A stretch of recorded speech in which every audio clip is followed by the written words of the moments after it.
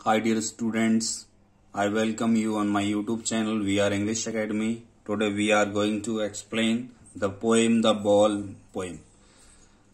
आज हम लोग बॉल पोएम नामक पोएम का हिंदी अनुवाद देखेंगे। जॉनी बेरीमैन ने लिखा हुआ है इसको।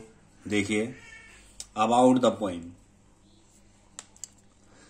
The poet John Berryman through his poem, कवि जॉन बेरीमैन कविता के द्वारा, द बॉल पोएम कविता के द्वारा has described the reality of life. जीवन, reality of life means reality of life, जीवन की वास्तविकता का वर्णन किया है। Which everyone has to face one day, जिसका प्रत्येक को एक दिन सामना करना पड़ता है। He has touched the topic of how to stand up against the miseries and sorrows of life. उन्होंने उस टच्ड में छुआ है, द टॉपिक में विषय, हाउ टू स्टैंड अप, किस प्रकार से खड़ा होना है, against the miseries and sorrows of life, जीवन के कष्टों और दुखों के सामने हमें किस प्रकार से खड़े होना है या डटना है। चलिए, तो हम लोग थोड़ा सा सारांश भी पढ़ लेते हैं इसके बारे में। A boy losses a ball, इस कहानी में जो दिखाया गया है, एक लड़का जो अपनी गेंद खो देता है।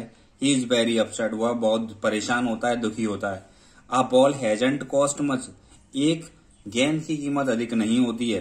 Nor is it difficult to buy another ball, और दूसरी खरीदना भी मुश्किल नहीं होता है। Why then is the boy so upset, लेकिन फिर भी बच्चा इतना दुखी क्यों होता है। Read the poem to see, इस कविता को पढ़िए। What the poet thinks has been lost, कि कवि क्या सोचता है, क्या खो गया है। Whatever the boy has to learn from the experience of losing something, और लड़के को कुछ खोने के अनुभव से क्या सीखना है। तो देखिए, जैसा कि हम सभी जानते हैं, हम भी कभी बचपन में बच्चे थे, तो उस समय हमें छोटी छोटी चीजों से बहुत ज्यादा लगाव रहता था। और जब हम क्रिकेट खेलते तो एक गेंद खो जाने पर उतना ही कष्ट होता था, भले ही दूसरी गेंद हम ले आते थे, लेकिन एक जिज्ञासा रहती थी कि पुरानी बॉल को ढूंढें, और उसी के लिए हम उदास होते थे। इसी प्रकार से कवि ने बताया है कि हमारे कष्ट के सामने हमें किस प्रकार से फेस करना है। किसी ना किसी के, सभी के सामने समस्याएं जरूर आती हैं। तो देखिए, हम पोएम पढ़ते हैं। What is the boy now, अब लड़का को क्या हो गया है। Who has lost his ball, जिसने अपनी गेंद खो दी है, यानी उस लड़के को अब क्या हो गया है जिसने अपनी गेंद खो दी है। What is he to do, अब वह क्या करने वाला है।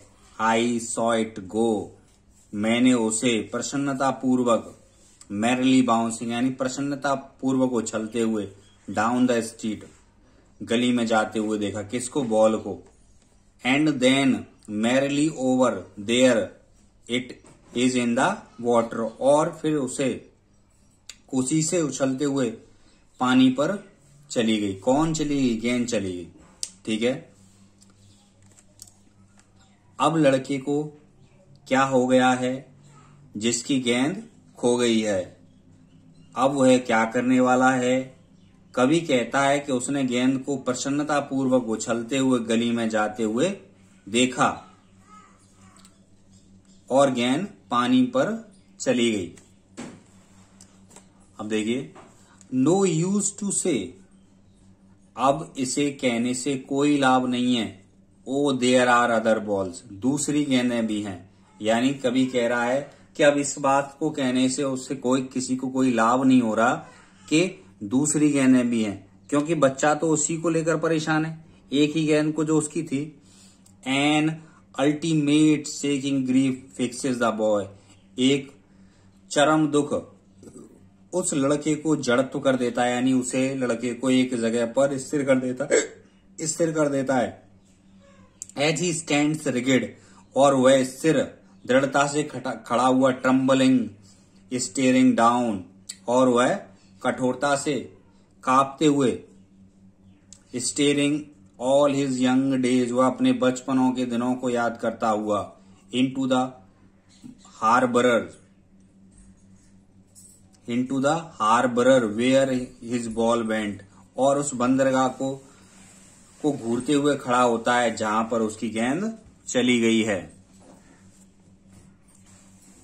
देखिए, I would not introduce on him, कवि कहता है कि लड़के के इस जीवन के अवांछित प्रवेश नहीं करेगा। A dime another ball is worthless, एक गेंद 1 सेंट के सिक्के से भी या कम की है, या उसे दूसरी गेंद देने का प्रस्ताव रखना व्यर्थ है। यानी उससे ये कहना कि तुम दूसरी गेंद ले लेना, गेंद बहुत सस्ती है, तो यह बेकार है। Now he senses first responsibility, अब वह अपनी संसार के प्रति प्रथम जिम्मेदारी का अनुभव करता है। In a world of possessions,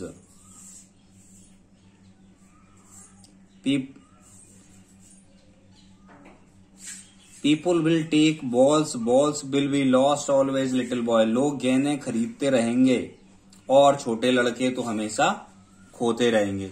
लेखक कहना चाह रहा है कि परिस्थितियां हमारे जीवन में बुरी आती रहती हैं और उनका हम सामना करते हुए आगे बढ़ते हैं। And no one buys a ball back, लेकिन कोई भी खोई हुई गेंद नहीं खरीद सकता। That's a truth. Money is external, धन बाहरी चीज है।